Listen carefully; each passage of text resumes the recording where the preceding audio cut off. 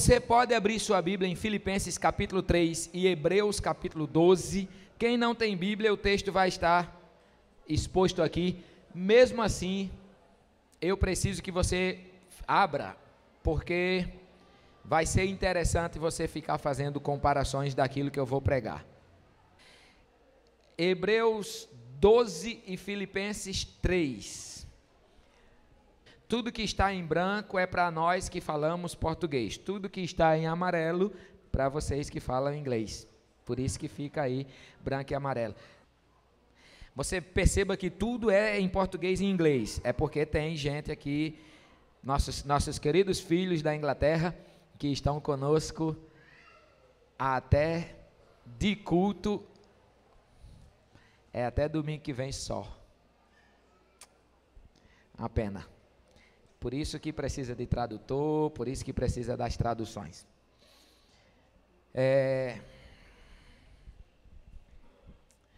Vamos lá. Eu quero agora pedir que você aquiete seu coração. Eu vou ler com vocês aqui para todo mundo ficar numa sintonia só. Vamos ler todos juntos? Dá para ver? Dá para ver? Dá. Vamos lá. Não que já tenha alcançado ou que seja perfeito, mas vou prosseguindo para ver se poderei alcançar aquilo para o que fui também alcançado por Jesus Cristo. Irmãos, quanto a mim, não julgo que eu tenha alcançado, mas uma coisa faço, é que esquecendo-me das coisas que atrás ficam e avançando para as que estão adiante, prossigo para o alvo, pelo prêmio da vocação celestial de Deus em Cristo Jesus. Pelo que todos quantos somos perfeitos, tenhamos este sentimento. E se sentis alguma coisa de modo diverso, Deus também revelará a vocês. Mas naquela medida de perfeição a que já chegamos, nela prossigamos. Irmãos, sede meus imitadores e atentai para aqueles que andam conforme o exemplo que tendes em vós, em nós, digo. Porque muitos há, dos quais repetidas vezes vos disse, e agora vos digo até chorando, que são inimigos da cruz de Cristo, cujo fim é a perdição, cujo Deus é o ventre, e cuja glória assenta no que é vergonhoso, os quais só cuidam das coisas terrenas.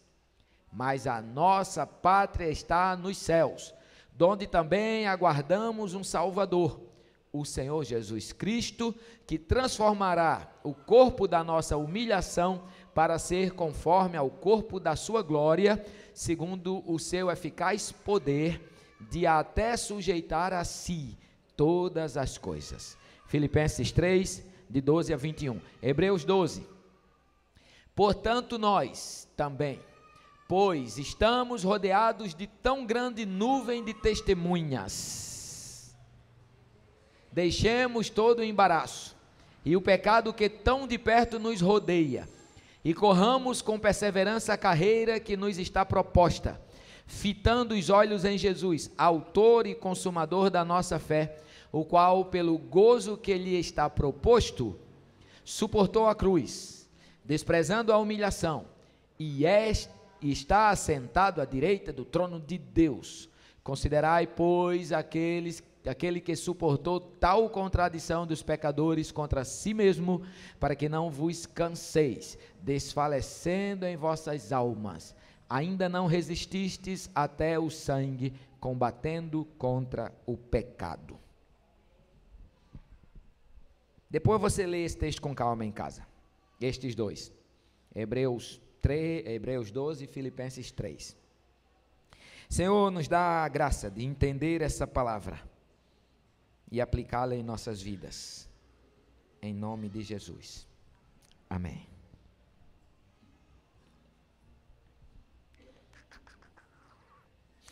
Bom, deixa eu dizer uma coisa que é a tese dessa palavra aqui. Se você entender isso que eu estou dizendo, agora você já tem como sair daqui para sua casa em paz, porque o propósito de hoje já está cumprido. Deus tem um plano muito especial para a minha vida e para a sua vida. O plano de Deus para a sua vida, por mais estrategista que você seja, por mais inteligente que você ache que é, por mais sabido que as pessoas digam que você é, que eu sou, o nosso plano jamais será melhor do que o plano de Deus. A Bíblia diz que Jesus veio para que nós tivéssemos vida sem falta de nada, vida plena. E não há nada que você possa conseguir por suas forças que te dê plenitude de vida. Nada, nada, nada, nada. Você pode passar no melhor concurso público do mundo. Você pode ser o empresário mais bem-sucedido que for. E dinheiro pode nunca ser um problema para você. Você não terá plenitude. Você pode ter a família mais feliz do mundo, o trabalho mais agradável, os amigos mais fiéis, você pode morar na casa mais aconchegante, você pode estudar nas escolas mais sólidas, você pode conquistar todas as coisas que um ser humano em sua humanidade pode conquistar. Você não alcançará plenitude de vida. Plenitude de vida só se alcança quando você alcança uma paz dentro de você que ninguém pode explicar. E é interessante que essa plenitude de vida pode vir muito bem acompanhada de escassez, que é diferente do nosso conceito de vida boa. É interessante que você possa, inclusive, ter essa paz com lágrimas. Você possa, inclusive, ter essa paz com faltas, com choro, com angústia. É possível.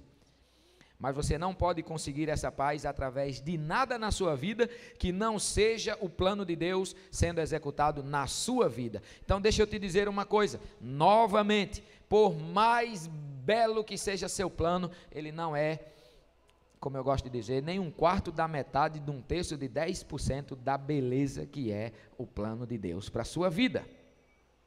Então Deus tem um plano muito especial para você e para mim, para todos nós.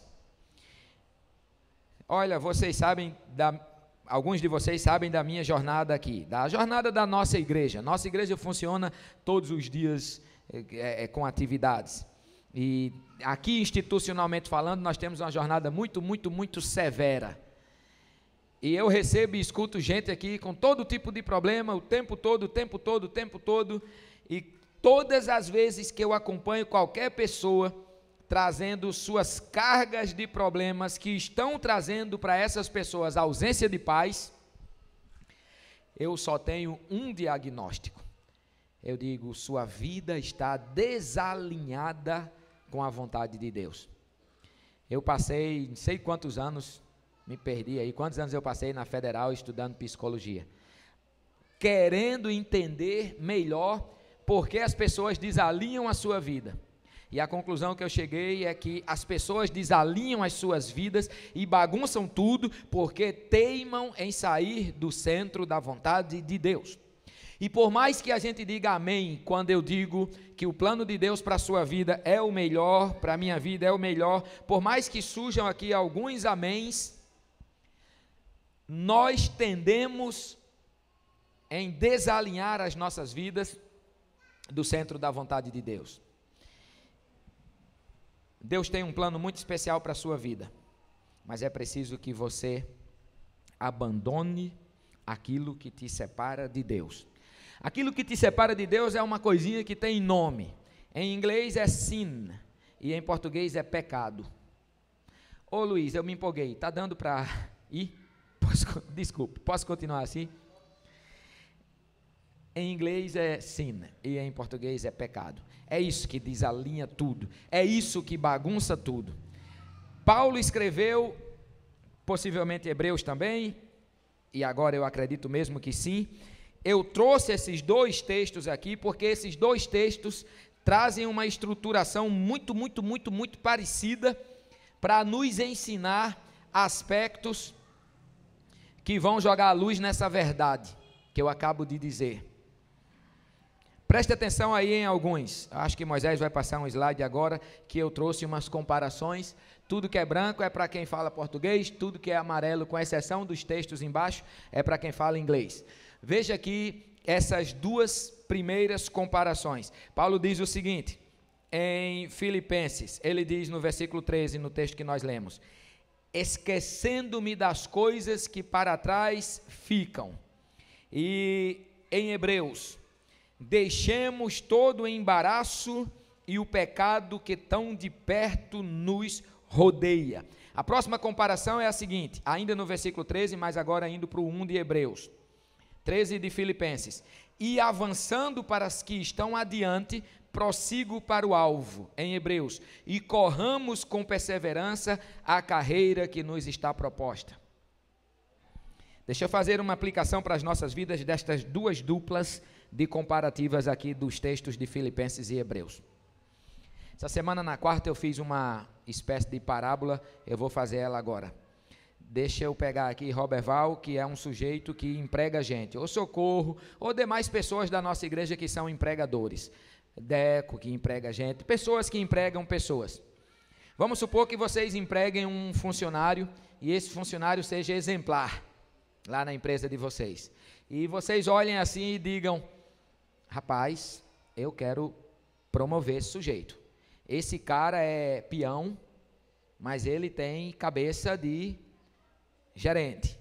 Eu vou dar um tempo aí para ele se desenvolver, para ele conhecer as coisas melhores, mas eu vou... Vocês não olham para pessoas com esse olhar? Né? E a gente faz isso aqui também.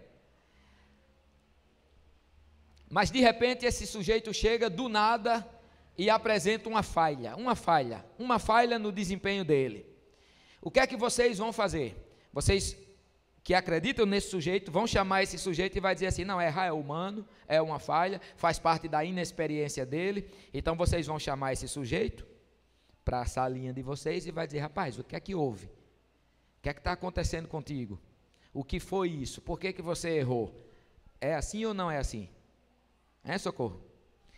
Mas tudo bem, então ele comece a desenvolver de novo o seu papel bem e você começa a sonhar de novo com a sua promoção, até porque aquela foi uma falha. Mas ele comete de novo a mesma falha.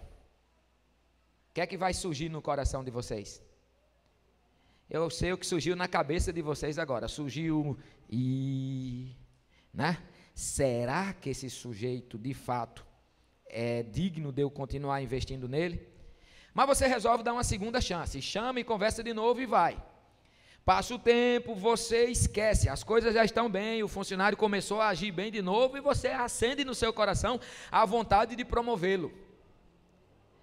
Mas ele comete a mesma falha pela terceira vez. Eu tenho certeza absoluta, que no coração de vocês que querem promover aquele sujeito, essa ideia de promoção vai morrer de uma vez por todas. E vocês vão pensar: eu não posso mais continuar investindo nessa pessoa, e vocês vão lançar seus olhos para outras pessoas. Tenho certeza disso. Olhe se essa terceira advertência vocês não derem já por escrito, já para ver se na terceira por escrito você joga numa justa causa. Olhe. Assim é Deus conosco. Assim é Deus conosco. Essa semana eu estava vendo o vídeo de Ana Júlia andando, não sei se foi pela primeira vez, mas com certeza os primeiros passos no Face, lá, Andresa postou, Ana Júlia, impressionante, ela com a mãozinha para cima, não sei quantos da igreja viram esse vídeo, né? Ela com a mãozinha para o lado, para se equilibrar, e saiu toda desequilibrada, lá no fim dos seus 10, 11, 12 passos, ela tenta segurar em alguma coisa que eu não sei em que, e se desequilibra e cai.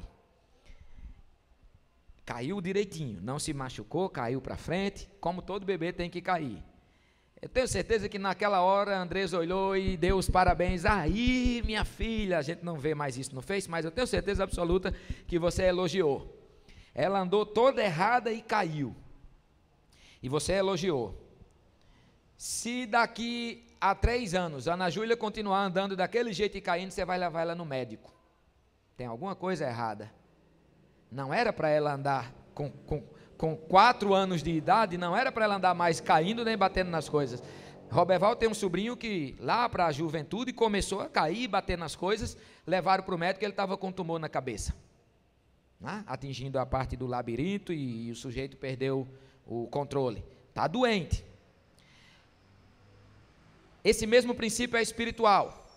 Você é novo na fé, você está caminhando com Deus há pouco tempo, é normal que você cometa seus erros, é normal que você ande que nem Ana Júlia, é normal, mas irmão, você precisa então evoluir, nós precisamos evoluir, porque se passa 1 ano, 2, 3, e nossas vidas espirituais não evoluem, a gente continua cometendo os mesmos erros, cometendo os mesmos pecados.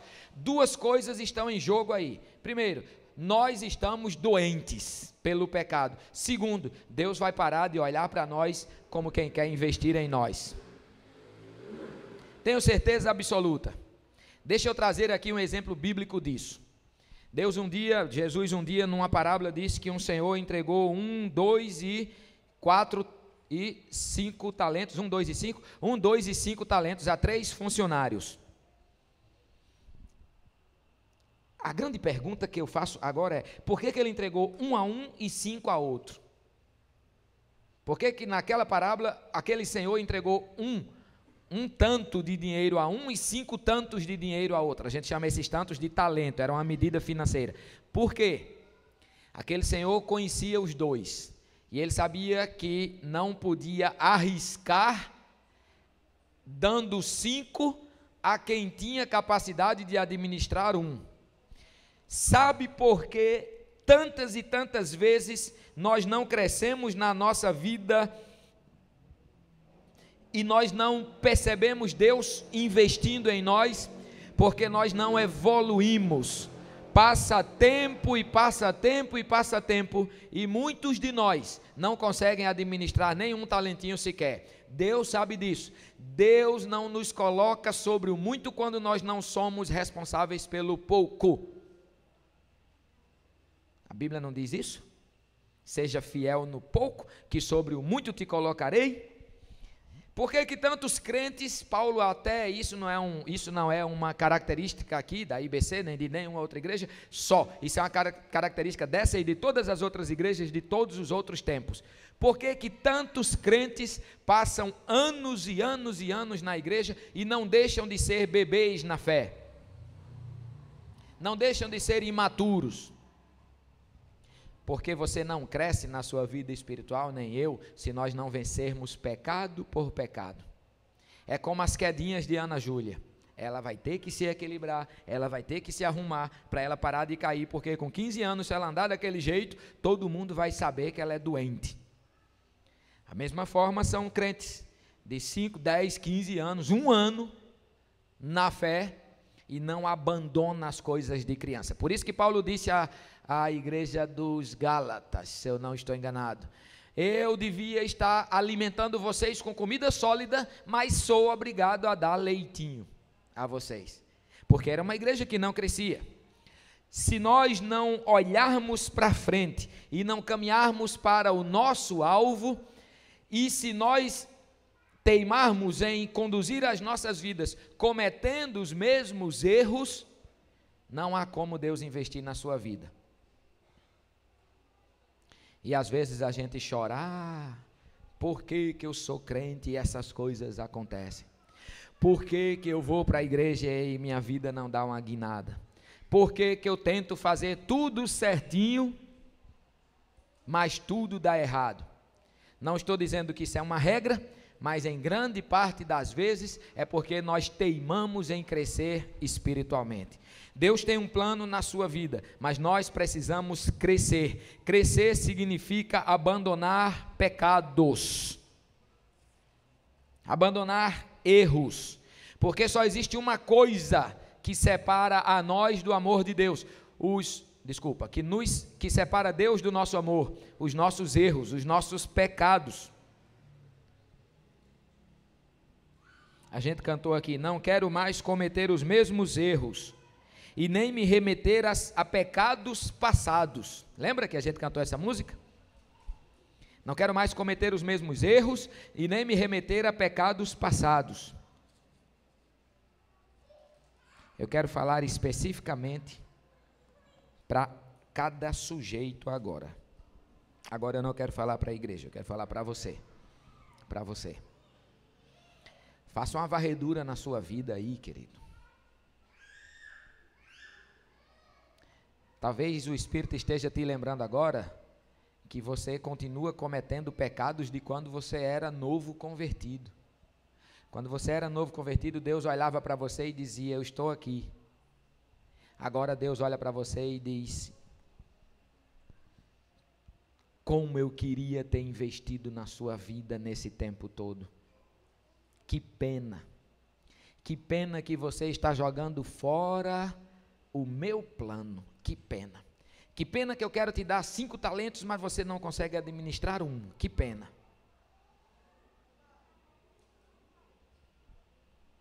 Tentações recorrentes que a gente nunca vence. Que loucura é essa? Não é essa a proposta da Bíblia. A proposta da Bíblia é que a gente entregue nossas vidas a Jesus e de tempos em tempos caminhemos para uma santificação mais plena, até que todos cheguemos à unidade do varão perfeito, ou seja, o nosso alvo é Cristo, até que todos cheguemos à plenitude de Cristo. Essa deve ser o modelo de nossa carreira espiritual. Então, muitos de nós já devíamos estar comendo a feijoada que a Arivanete fez hoje para o almoço, mas não aguentamos, porque ainda são meninos na fé. Escute, o Espírito Santo está dizendo a você agora, que Deus está com tantos talentos guardados, que estão separados para você, mas Ele não pode te dar, porque você vai jogar fora, porque você não cresceu. Cresça, querido. Para de olhar para trás. Paulo, tanto em Filipenses quanto em Hebreus, está dizendo: não dá para olhar para trás. Não dá para viver como eu vivia quando eu era criança na fé. Passe a olhar para frente. E eu quero dizer uma coisa à luz desses 2 textos.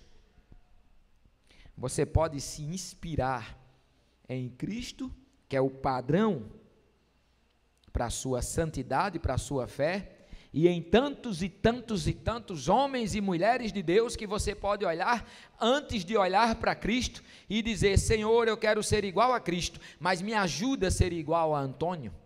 Senhor, eu quero ser igual a Cristo, mas deixa eu atingir o estágio de Maria. Você pode. E aqui veja o que diz. Eu vou partir agora para as outras 2 duplas de comparações. Filipenses, aí no versículo 17, diz Paulo: irmãos, sejam meus imitadores. E em Hebreus diz: fitando os olhos em Jesus. Em 1 Coríntios 11:1, Paulo diz: sejam meus imitadores, porque eu sou imitador de Cristo.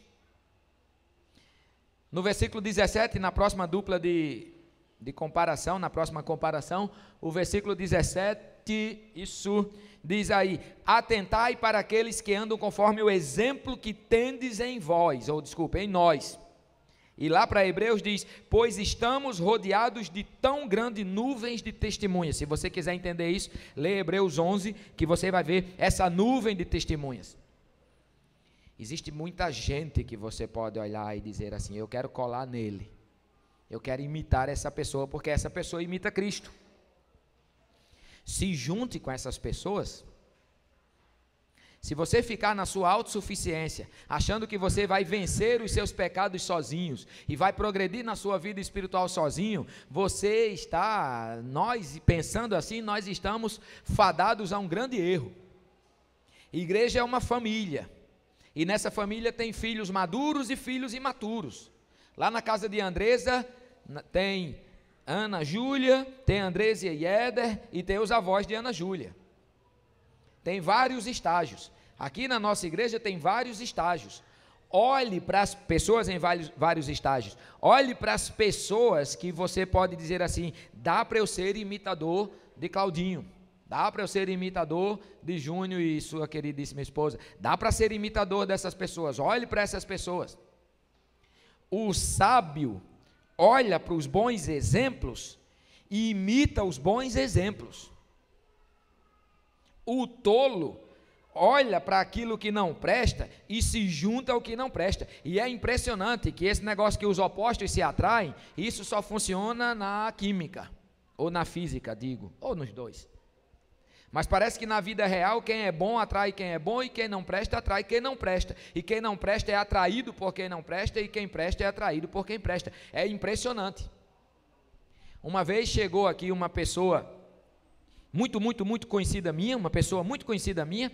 Eu conhecia profundamente essa pessoa, mas ninguém da igreja conhecia essa pessoa, ninguém. Mas eu conhecia profundamente, desde muitos anos. E essa pessoa veio viver conosco um tempo. Rapaz, no primeiro dia, a pessoa estava do lado da pessoa que dava o pior testemunho nessa igreja. E eu fiquei olhando e disse, que desgraça é essa?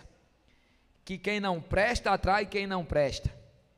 Se você quiser evoluir, junte-se a quem pode somar na sua vida.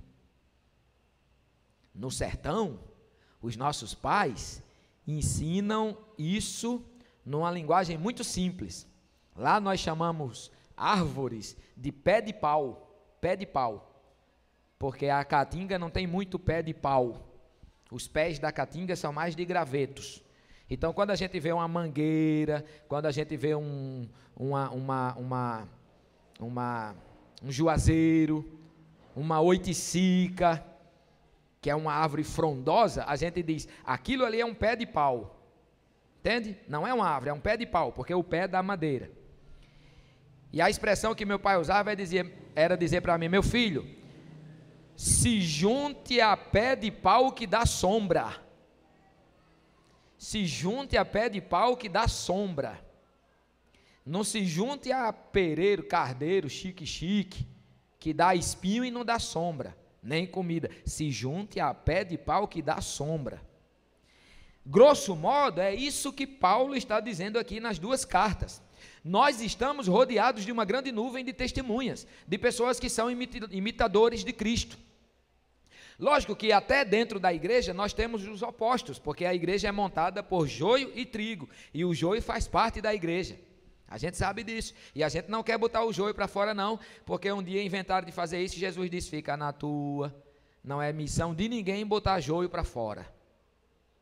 Esse negócio aí de joio, separar joio de trigo, é com Deus, viu? Você que está me ouvindo agora, que acha que é perfeito, fica na tua. Joio e trigo é com Deus. Então tem um bocado de joio e um bocado de trigo. Olha para os trigos, porque você vai crescer na fé. Essa semana eu levei as meninas da Inglaterra para comer tapioca lá no Andrade. Andrade foi o cara que eu colei quando eu cheguei aqui em Recife, porque eu era novo convertido, eu não sabia de nada, e Andrade sabia de tudo. Ele tinha uma casa bela, ele tinha um casamento ajustado, ele era eficiente na igreja. Eu disse, esse é o cara,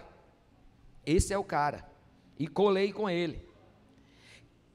Crescemos na nossa caminhada quando nós nos juntamos a pés de pau que tem sombra, irmãos.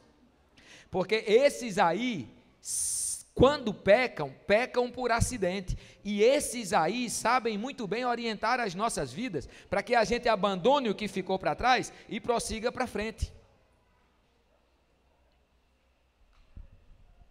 Boa dica. Se ligue nela. Deixa eu ir para o fim. Última comparação, versículo 18 de Filipenses e 2 de Hebreus. Paulo diz, estas pessoas que não dão sombra, essas que não dão sombras, são inimigas da cruz, de Cristo. E lá em Hebreus diz que Cristo suportou a própria cruz. Isso me faz entender o seguinte, essas pessoas que nós podemos e devemos nos espelhar, são pessoas que entenderam a cruz. A gente cantou aqui, eu notei porque eu sou danado para esquecer, nada além do sangue, nada além do sangue, nada além do sangue. Essas pessoas entendem a cruz, elas entendem a proposta da cruz. E você e eu não poderemos dar um passo adiante na nossa vida para que o plano de Deus seja efetivado se nós não entendermos a cruz. Sabe o que é interessante desses dois textos? É que os dois textos vêm depois de dois textos que falam de morte. Tanto Hebreus 12 vem depois de Hebreus 11, que fala da morte de todos os que a gente pode chamar de heróis da fé, quanto Paulo em Filipenses 3 fala da morte em Cristo e da ressurreição um pouquinho antes, ainda em Filipenses 3. Entende-se então o segredo da cruz.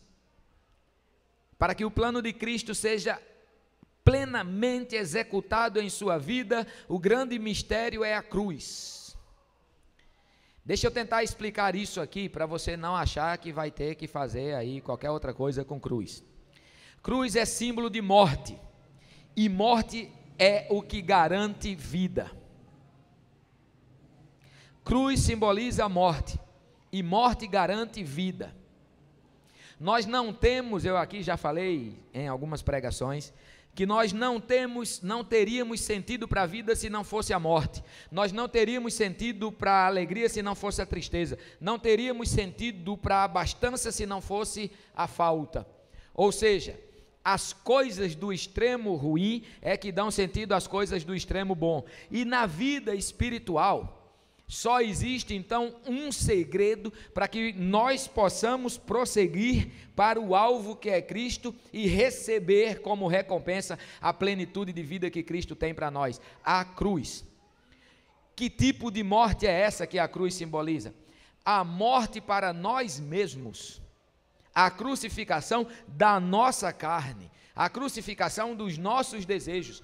Não tem como você obter santidade se você ama o pecado, e não tem como você obter, e eu, na sua vida, nós obtermos a plenitude de Cristo, se nós não estivermos completamente dispostos a nos separarmos do pecado e, consequentemente, da nossa natureza pecaminosa.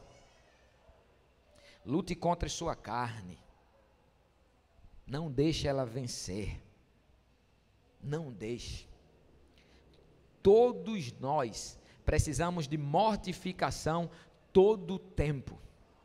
Todos nós precisamos de morrer de novo em algum momento para alguma coisa. Todos nós. Isso significa que todos nós travamos uma luta intensa contra a nossa natureza pecaminosa. E é vencer ou perder essa luta que vai garantir a plenitude de vida ou não para as nossas vidas. Lute contra, porque a coisa que mais vai agradar Deus quando olhar para mim e para você, vai ser nos achar lutando contra o pecado. Mesmo como Ana Júlia, mesmo que você caia, mas se você está tentando, Deus está contemplando e vai te dar força, mas lute contra, não queira viver em pecado, ore ao Senhor, diga a Deus: Senhor, enche a minha vida com temor ao Senhor, peça a Deus, Ele está ansioso para nos dar. Deus é quem mais está ansioso para jogar um banho de santidade em nossas vidas. Deus é quem mais está ansioso por fazer com que a gente vença a nossa luta contra o pecado. Na sua luta, na minha luta, na nossa luta contra o pecado, nós não estamos sozinhos não, queridos. Deus está ansioso para nos fazer vencedores. É tão bom olhar para trás, e isso que eu vou dizer pode se aplicar a todos nós, é tão bom olhar para trás e dizer assim: esse pecado aí, essa tentação aí, essa desgraça aí, passou na minha vida, isso não faz parte mais da minha vida, isso não me encanta mais, eu não caio mais. Satanás pode jogar outras tentações, não essas mais. Maridos que traíam as esposas e pelo poder de Deus pararam de trair. Jovens que eram atraídos por drogas, por sexualidade doentia e pela graça de Deus pararam. Homens avarentos que eram atraídos pelo dinheiro e pela graça de Deus não são mais.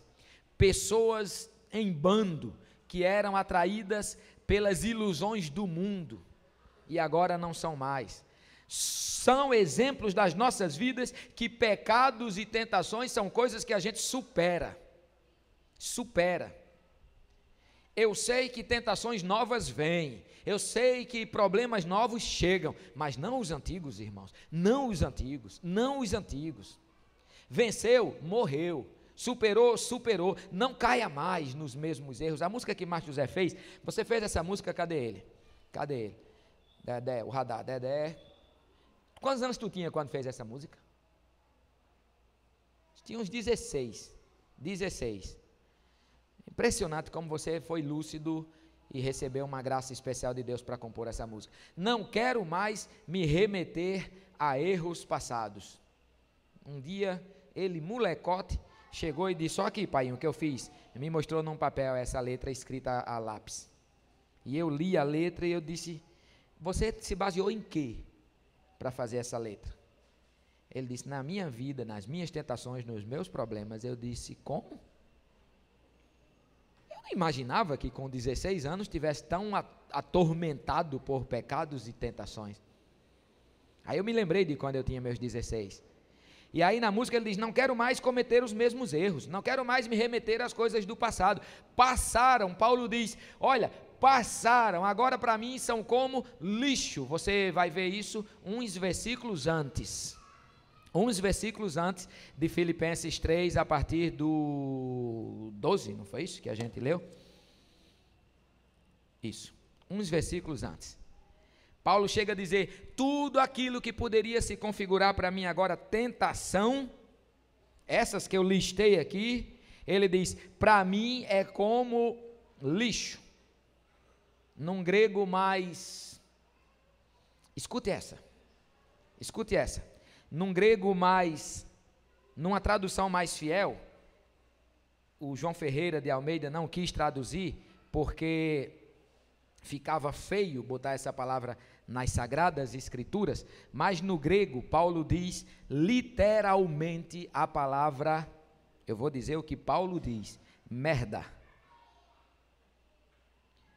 Essa é a palavra que ele usa, que algumas versões botam esterco, que fica mais arrumado para não entrar essa palavra na Bíblia, mas Paulo está se referindo ao momento em que ele vai para o banheiro, para o sanitário, fazer a sua necessidade fisiológica de defecação.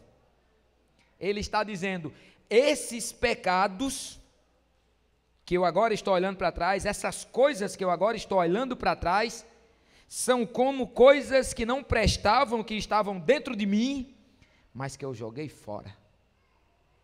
É uma pena que a tradução não nos chame para essa beleza, até poética, porque pecado é como esterco mesmo, fede, não presta e tem que ser jogado fora. É como as nossas fezes, estão dentro de nós, mas o Espírito que habita em nós nos impele a jogar fora. Essa é a expressão que Paulo usa na altura aí, no começo de Filipenses 3, que algumas versões vão trazer esterco, outras lixo. Paulo usa essa analogia de alguém que estava guardando dentro de si porcarias, e agora botou fora e não quer mais trazer para dentro de si. Nojento, né? Não parece nojento? Mas mais nojento do que as nossas fezes são os nossos pecados. Eles nos deixam mais podres. Eles eles conferem muito mais inutilidade para nós do que o nosso excremento. E é bom ouvir Paulo tratando as coisas que ficaram para trás como excremento. É bom.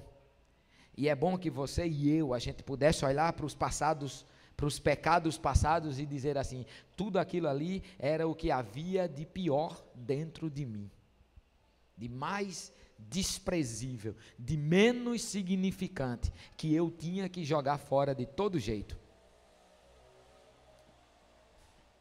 Santidade em nossas vidas é abandonar o pecado que está atrás e seguir para o alvo de ser cada dia mais santo, o alvo de ser cada dia mais puro, o alvo de começar um estágio na vida em que o pecado corre atrás de mim, não eu mais que corro atrás do pecado.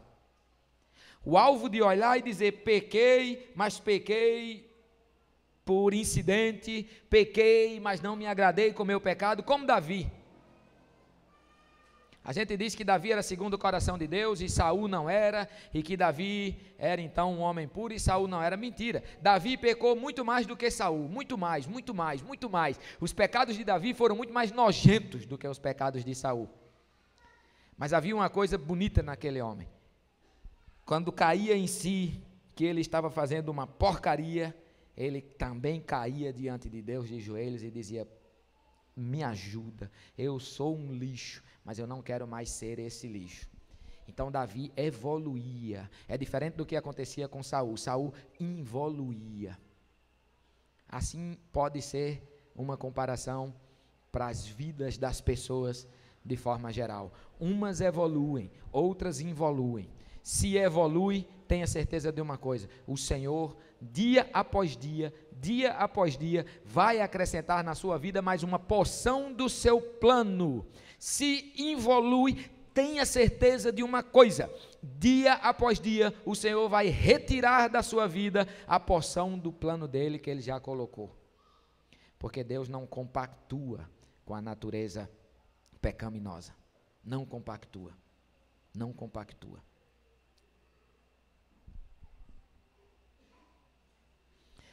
Lá no texto da ceia, tem uma frase interessante. Diz que muitas pessoas, por estarem desonrando o simbolismo da ceia, morreram. O simbolismo do corpo de Cristo. Isso acontece todo o tempo. Tantas pessoas que já deveriam ser gigantes na fé, desonram a razão de ser filho e filha do Senhor até a morte. As comparações que a Bíblia traz para quando a gente começa a cometer os mesmos erros são comparações nojentas. Lá na carta de Pedro ele diz que é como se a porca lavada voltasse para a lama e o cachorro voltasse a comer o seu próprio vômito. Veja, Paulo fala de excremento, de vômito, de porca lavada que volta para a sujeira. É lógico. Pecado é sujo. Para que nós vamos querer isso para as nossas vidas? Aquele que tem falta de sabedoria, peça a Deus que a todos dá gratuitamente e com prazer. Independente do seu nível de caminhada com Deus, você pode orar ao Senhor e dizer: Senhor, eu sei que as coisas que ficaram para trás me atraem, mas me ajuda a olhar para as coisas que estão na frente e seguir para o alvo que é Cristo em minha vida. Você pode fazer essa oração. E Deus, com certeza toda, plena e absoluta, vai ficar tão feliz, mesmo que você diga assim para Deus, com toda essa sinceridade, mesmo que você diga assim para Deus: olha, Senhor, eu gosto de pecar, eu sou atraído por esse lixo me encanta, o Senhor sabe disso, mas eu não quero mais. Mesmo que amanhã, querido, você cometa o mesmo erro, mas comece na sua vida a buscar seguir para frente, a subir mais um degrau, a dar mais um passo, a não ficar no mesmo canto, a não ficar cometendo os mesmos erros, porque Deus tem um plano para a sua vida e para a minha vida, muito especial, muito especial, muito especial. Mas o plano de Deus depende da sua maturidade. Deus não investe mais em quem não amadurece. Deus dá uma porção por vez de graça nas nossas vidas, conforme a nossa maturidade. A porção é de graça e é missão de Deus, mas a maturidade é nossa, é luta nossa, é guerra nossa contra a nossa própria natureza. Quando você for para casa, nesta noite, vá para casa enojado com os seus pecados.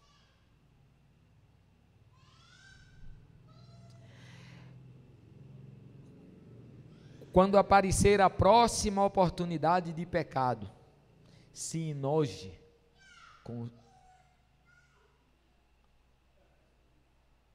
com os seus pecados. Deus se agrada quando a gente trata os nossos pecados como excremento, como vômito, como lama. Deus se agrada quando a gente dá nome ruim àquilo que não presta dos nossos pecados. E pecado é pecado. Não dê outro nome não, porque a Bíblia só dá os piores. Não fique dizendo que é um errinho, não fique dizendo que foi um escorrego, não fique dizendo que foi um vacilo, porque o nome de pecado não é errinho, não é escorrego, não é vacilo. O nome de pecado é pecado e isso te separa de Deus. Amém? Senhor, nós também queremos seguir para o alvo. Nós também queremos prosseguir, nós também queremos progredir, porque nós queremos que nas nossas vidas haja todo o cumprimento do seu plano. Nos ajuda a amadurecer, nos ajuda a caminhar, para que não falte mais nada em nós, da nossa maturidade, da nossa luta, para que também não falte mais nada em nós, de todas as etapas do seu plano para as nossas vidas. Amém. Amém.